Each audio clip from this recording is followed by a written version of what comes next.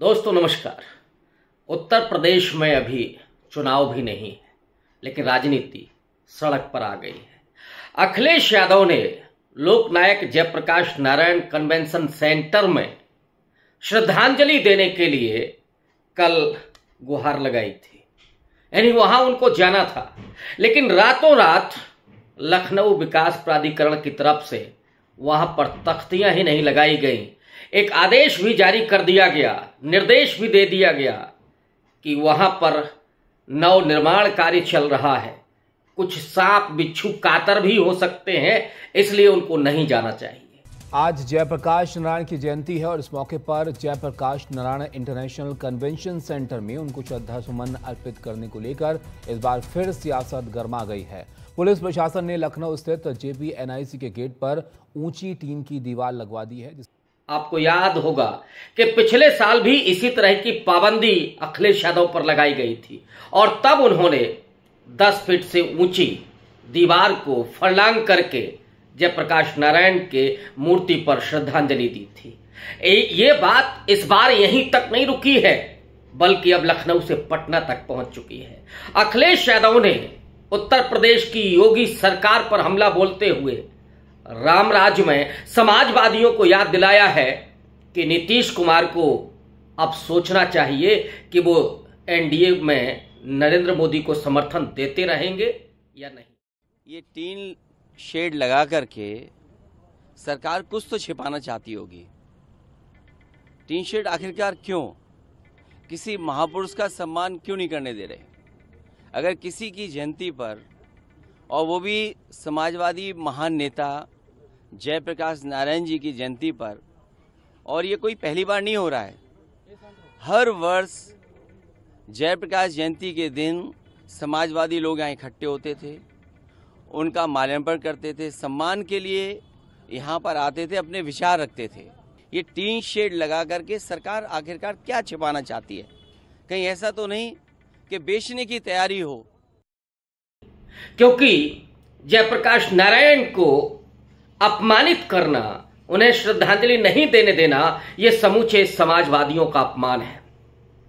वो जयप्रकाश नारायण जिन्होंने कांग्रेस के खिलाफ, इंदिरा गांधी के खिलाफ संपूर्ण क्रांति का आह्वान किया था, जिन्होंने सीधे तौर पर एक समाजवादी आंदोलन खड़ा किया था, और उन्हीं जयप्रकाश नारायण के चेले आगे चल करके राजनीति में लंबा सफर तय करते हैं।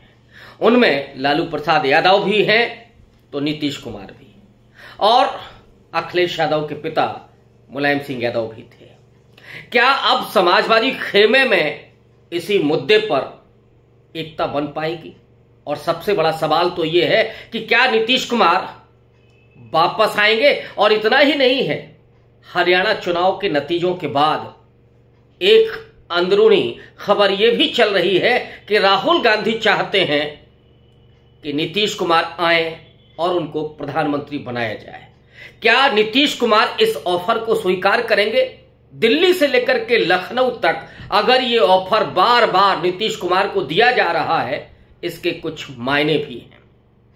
राहुल गांधी ने ये ऑफर इसलिए दिया है क्योंकि EVM में गड़बड़ी को लेकर के जो तमाम सवाल खड़े हो रहे हैं, चुनाव आयोग की भागीदारी को लेकर के जो तमाम सवाल खड़े हो रहे हैं, राहुल गांधी इस बात को समझ गए हैं कि जब तक नरेंद्र मोदी सरकार में है, सत्ता में है, तब तक ये दुरुपयोग चलता रहेगा। इसलिए नरेंद्र मोदी को सत्ता से बेदखल करना जरूरी है, और उसके लिए अगर कुछ और सेक्रीफाइस करना पड़ेगा तो वो करने के लिए तैयार हैं। इसलिए खुला ऑफर है नीतीश कुमार को कि वे आए और नेतृत्व संभालें। आज अखिलेश यादव ने भी लगभग वही बात कह दी है कि ये समाजवादियों का अपमान है, समाजवादी जयप्रकाश नारायण का अपमान है।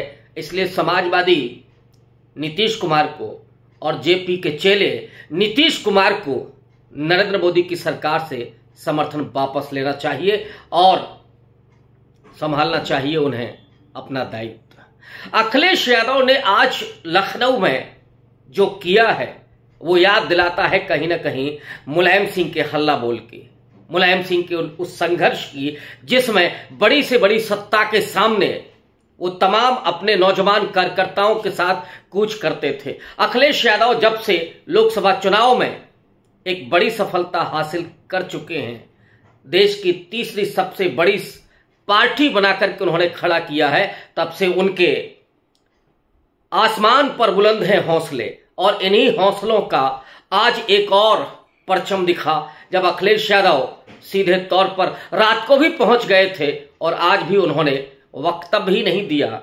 श्रद्धांजलि ही नहीं दी, बल्कि सीधे तौर पर इस सरकार को घेरा और सरकार को घेरते हुए चुनौती दे डाली। ये अखिलेश यादव की उस पुरानी राजनीति को लौटने वाले दिन दिखाई पड़ते हैं, जहां समाजवादी कार्यकर्ता जब निकलते थे तो सड़कें लाल हो जाया करती थी। आज भी अखिलेश यादव उसी लाल टोपी में दिखाई पड़ते हैं, भले ही वो पढ़ करके ऑस्ट्रेलिया से आए हैं। अखिलेश यादव ने उस अपनी पहचान को नहीं बदला है, नहीं खोया है, और ये लाल टोपी उस संघर्ष की प्रतीक है जिसे उन्होंने कल करते हुए दिखाया। लेकिन महत्वपूर्ण ये है कि देश की सियासत में ये जो ऑफर दिया गया है, ये क्या कुछ बदलाव लाएगा? ये सवाल अब नीतीश कुमार के सामने खड़ा है कि नीतीश कुमार अपनी क्या प्रतिक्रिया देते हैं। नीतीश कुमार अपनी खामोशी के लिए भी जाने जाते हैं। क्या नीतीश कुमार खामोश रहेंगे या फिर मौके की नजाकत को समझेंगे? क्योंकि नरेंद्र मोदी से वो भी कोई बहुत खुश नहीं है। जो वो चाहते थे सरकार में जाते समय कि बिहार को स्पेशल राज्य का दर्जा मिले और साथ ही बिहार में चुनाव संपन्न हो, लेकिन ये दोनों ही उनकी शर्तें नहीं मानी गई। तो नीतीश कुमार के मन में भी कहीं ना कहीं टीस है, और उस टीस को इस समय राहुल गांधी से लेकर के और अखिलेश यादव तक जिस तरह से हवा दे रहे हैं, जिस तरह से नीतीश कुमार को ऑफर दे रहे हैं, वो आने वाले कल को एक नए राजनीति की इबारत लिख सकता है। अब देखना यह है कि नीतीश कुमार का क्या रवैया होता है, वो चुप्पी साधे रहेंगे या फिर एनडीए को छोड़ करके इंडिया के साथ आएंगे।